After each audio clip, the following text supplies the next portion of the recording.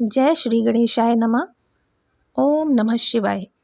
आज हम शिव जी के प्रदोष व्रत की कथा सुनते हैं। प्रदोष व्रत से महादेव की विशेष कृपा प्राप्त होती है।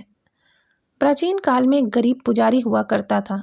उस पुजारी की मृत्यु के बाद उसकी विधवा पत्नी अपने भरण पोषण के लिए पुत्र को साथ लेकर भीख मांगती हुई शाम तक अपने घर वापस आती थी। एक दिन उसकी मुलाकात विदर्भ देश के राजकुमार से हुई, जो कि अपने पिता की मृत्यु के बाद दर दर भटकने लगा था। उसकी ये हालत पुजारी की पत्नी से देखी नहीं गई। वह उस राजकुमार को अपने साथ अपने घर ले आई और पुत्र की तरह उसको रखने लगी।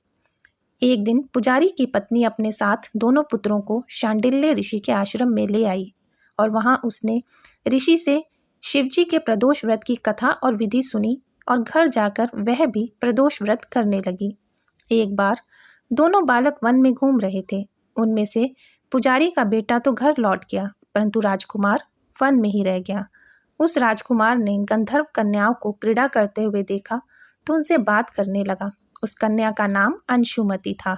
उस दिन वह राजकुमार घर देरी से लौटा। राजकुमार दूसरे दिन फिर से उसी जगह पहुंचा जहां अंशुमति अपने माता पिता से बात कर रही थी। तभी अंशुमति के माता पिता ने उस राजकुमार को पहचान लिया और उससे कहा कि आप तो विदर्भ देश के राजकुमार हैं ना, आपका नाम धर्मगुप्त है।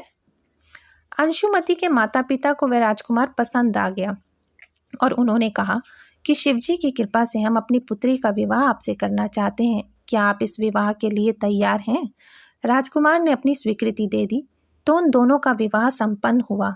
बाद में राजकुमार ने गंधर्व विशाल सेना के साथ विदर्भ पर हमला किया और घमासान युद्ध पर विजय प्राप्त की तथा पत्नी के साथ राज्य करने लगा। वहां उस महल में वह पुजारी की पत्नी और पुत्र को भी साथ ले आया और अपने साथ रखने लगा।